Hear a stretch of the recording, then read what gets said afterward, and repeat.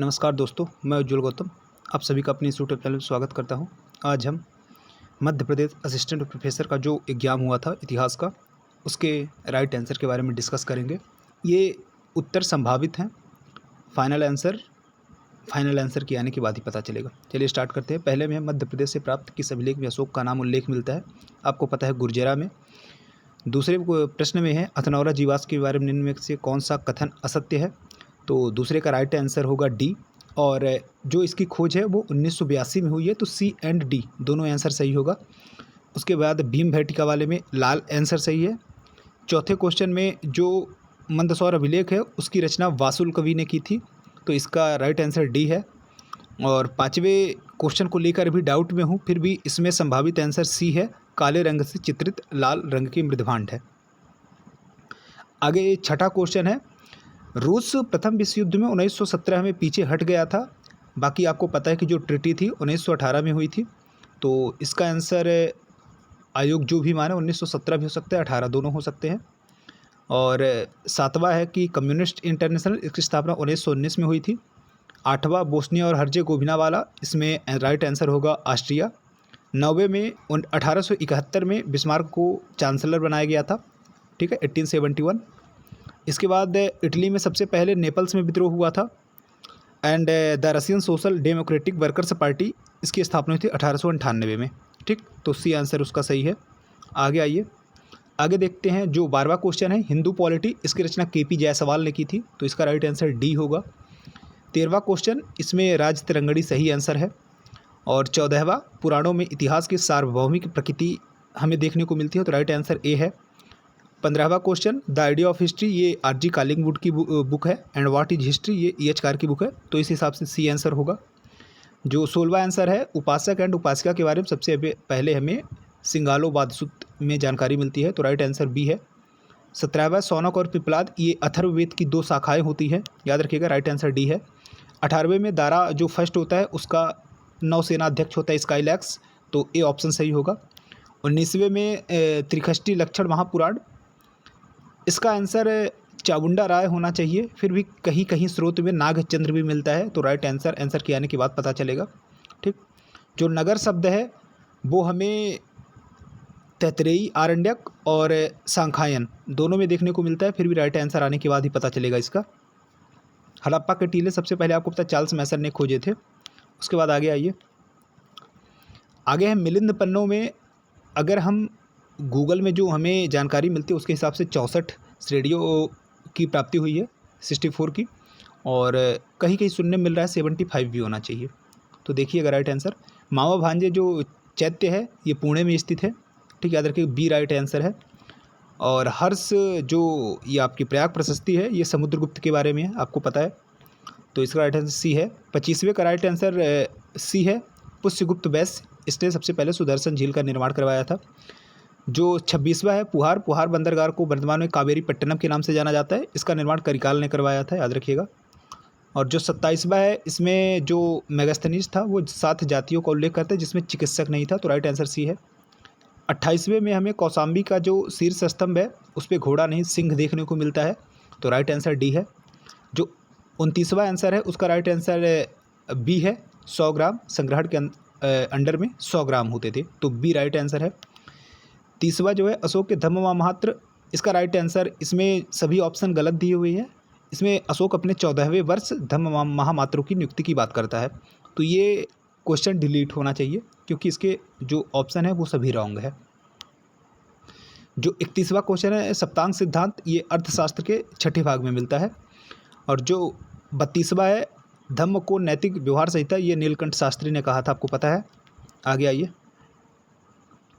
आगे है जो मेहरबान सिंह लोधी होते हैं वो नरसिंहपुर रियासत के थे, तो राइट ऑप्शन डी है। और जो उदयगुरु की गुफा है 20 नंबर की, ये जैन धर्म से रिलेटेड है, तो राइट आंसर बी है। और 35, इसका राइट आंसर आपको पता है ए है, क्योंकि जो मधुकर साह थे वो नरहट से रिलेटेड थे और हृदय साह हीरापुर से। आगे आइए, जो 36वां क्वेश्चन है, इसमें महावीर और बली शाह ने मिलकर के सिपाही बहादुर सरकार बनाई थी सीहोर में। और जो 37वां क्वेश्चन, इसमें राइट आंसर बी है, भीमनाग ने अपनी कैपिटल को शिफ्ट किया था विदिशा से पद्मावती। आगे 38वां जो क्वेश्चन है, चंद्रशेखर आज़ाद ने ओरछा में अपनी क्रांतिकारी गतिविधियाँ संचालित की थी। जो 39वां क्वेश्चन है, इसका ऑप्शन गलत दिया हुआ है, क्योंकि आपको पता है जो राजा भोज के पर आक्रमण करने के लिए जो संघ बना था वो चालुक्यों का था और आपका कलचुरियों का था। ये दोनों ऑप्शन गलत हैं। हाँ, कोई कोई ये तर्क दे सकता है कि जो चेदी था वही राजवंश कलचुरी में रूल कर रहा था, लेकिन ये गलत है, क्योंकि जो चेदी की शाखाएँ थी वो महामेघवायन आपको पता है कि खारवेल के टाइम पे होती हैं। ठीक, आगे आइए। जो 40वां क्वेश्चन है, होलकर रियासत में 1 जुलाई को सबसे पहले विद्रोह हुआ था, तो राइट ऑप्शन आपका ए है। बाकी 41वां असीरगढ़ का किला आपको पता है निमाड़ में स्थित है। सांची का स्तूप, इसकी रेलिंग होती है, वेदिका होती है, इसका निर्माण शुंगों ने करवाया था। आगे आइए। आगे का क्वेश्चन है, INA सुभाष चंद्र बोस 4 जुलाई 1943 को बनाते हैं, राइट आंसर डी है। भारतीय कम्युनिस्ट पार्टी, इसके 2 राइट आंसर हैं। एक आपका A एंड B दोनों राइट आंसर है, क्योंकि 1920 में ताशकंद में भी ये पार्टी बनी थी, 1925 में कानपुर में भी ये पार्टी बनाई गई थी। दोनों ऑप्शन सही हैं। जो 55 नंबर है, उसमें जो सदस्य थे वो घटकर 299 रह गए थे, तो पहला ऑप्शन गलत है, दूसरा ऑप्शन राइट है, क्योंकि सच्चिदानंद सिन्हा इसके संस्थापक अध्यक्ष थे। जो 56 नंबर का है, उसमें दोनों ऑप्शन सही हैं, क्योंकि गणेश सावरकर को 1909 में अंडमान निकोबार जेल में भेजा गया था, बिल्कुल सही है ये। और ब्रिटिश जज जैक्सन ने फैसला सुनाया था, तो हाँ, ब्रिटिश जज मिस्टर जैक्सन ने ये फैसला सुनाया था, इस कारण उनको नासिक षड्यंत्र केस में अनंत लक्ष्मी कन्हरे मार देता है। तो ये दोनों ऑप्शन सही हैं, सी इसका करेक्ट आंसर है 56 का। आगे आइए। आगे है आपका 57 नंबर क्वेश्चन, जिसमें ब्रिटिश राष्ट्र की शीर्ष थी भारतीय राष्ट्रीय कांग्रेस, ये कूपलैंड ने बोला था। 58 नंबर क्वेश्चन में जो पील आयोग था, आपको पता है कि सैन्य पुनर्गठन के लिए बनाया गया था। 59वें क्वेश्चन में इलाहाबाद की अध्यक्षता सुरेंद्रनाथ बनर्जी ने की थी। ठीक है। 60वें में आपको पता है कि भाषाई प्रांत आयोग, इसके अध्यक्ष SK धर थे। ठीक है। एंड आगे है 61वां क्वेश्चन, शशि भूषण चौधरी, इसने civil rebellion in the Indian mutiny, option A correct होगा। आगे आइए। आगे है 43वां क्वेश्चन है, सेतुबंध, इसकी रचना आपको पता है कि प्रवर सेन सेकंड ने की थी। वेनसार नरसिंह वर्मन प्रथम के टाइम पे जाता है Kanchi, option number C correct है। 45, इसमें बातापी के बारे में ये बोला गया कि यहाँ के घरों में विद्या की इतनी चर्चा होती थी कि तोते भी शास्त्रार्थ में चतुर थे।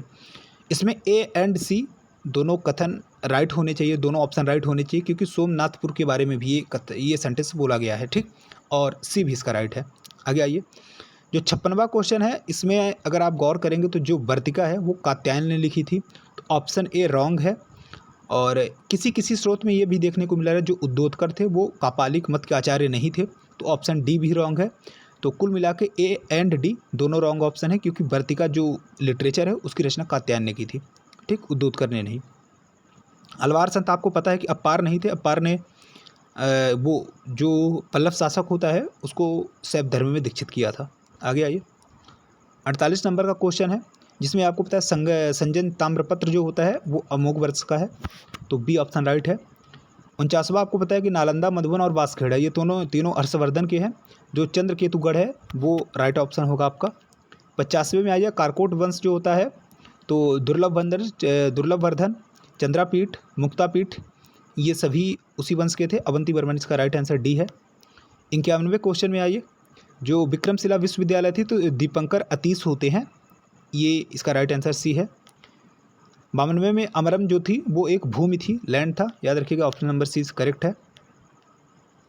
आगे आइए।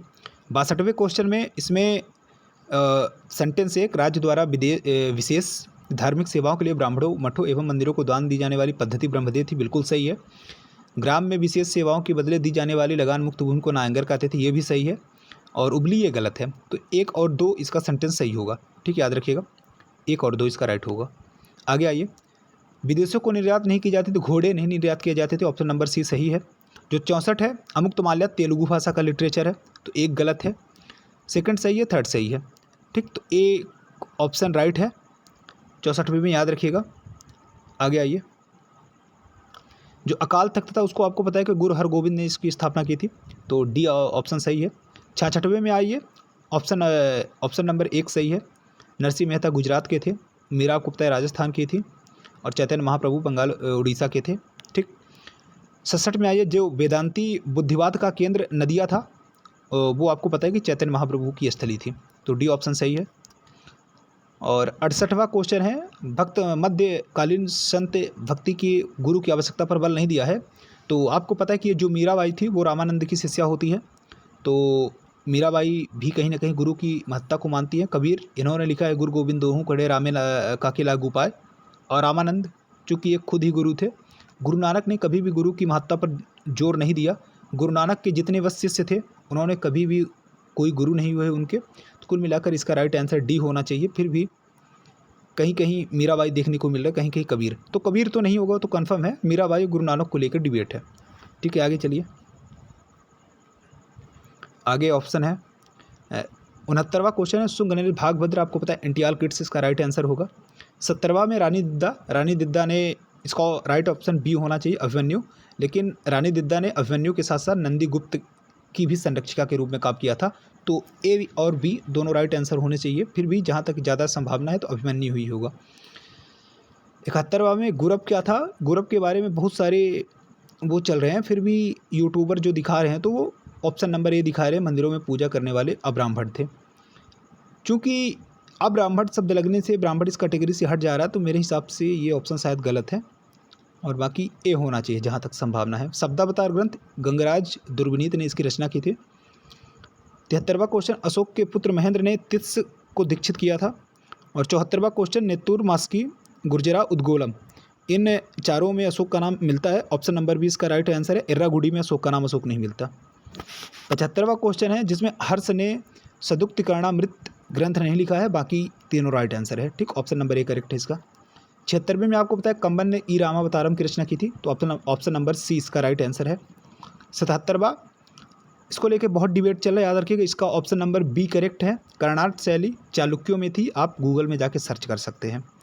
जो आपकी कुंतल शैली थी वो राष्ट्रकूटों में थी। जो आपकी तैलंग शैली थी वो काकतीय में थी। आपको पता है जो काकतीय डायनेस्टी होती है उसका एक रूलर भी होता है तैलंग। ठीक, तो आप इसका राइट आंसर जाके गूगल में सर्च भी कर सकते हैं, इसका आंसर बी होना चाहिए। ठीक है, आगे आइए। आगे है 78वां क्वेश्चन, पेरिस की संधि आपको पता है कि 13 उपनिवेशों को मान्यता मिली थी। ऑप्शन नंबर ए करेक्ट है। आगे 79वां क्वेश्चन है, आपको पता है श्याम जी कृष्ण वर्मा लंदन में थे, लाला हरदयाल अमेरिका में बैठे हुए थे, अजीत सिंह अफगानिस्तान में इन्होंने बनाया था, और जो खुदीराम बोस है इन्होंने विदेशों में अपनी क्रांतिकारी गतिविधियाँ संचालित की थी। 80 में गुलाबों का फूल, ये आपको पता है उत्तराधिकार का युद्ध होता है, इंग्लैंड में हुआ था। 81वें में ये जो सेंटेंस है वो हेज ने बोला था। जो 82वां 82 क्वेश्चन है उसमें Leonardo da Vinci, option A right है। ठीक है, आगे आइए। जो 83वां क्वेश्चन है, जो वर्साय का शीश महल है इसको निर्माण कराया तो लुई 14वें ने, ऑप्शन नंबर सी करेक्ट है।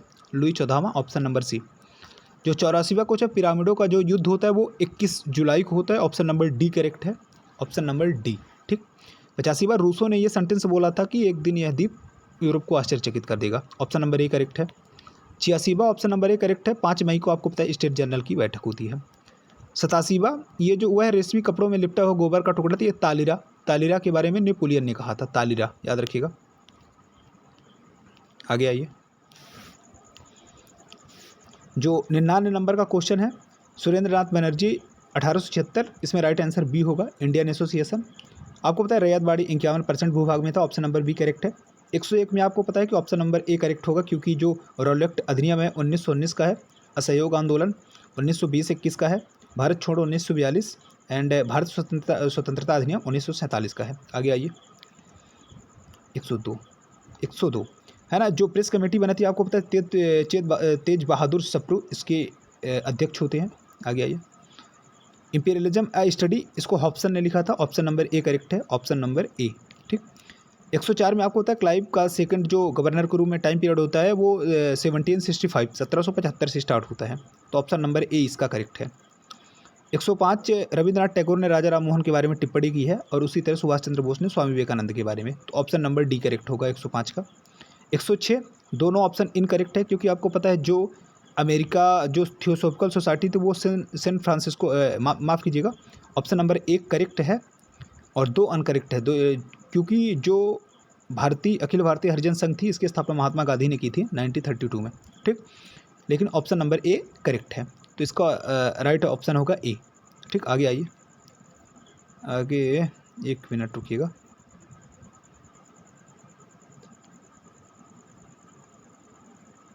एक मिनट दीजिएगा।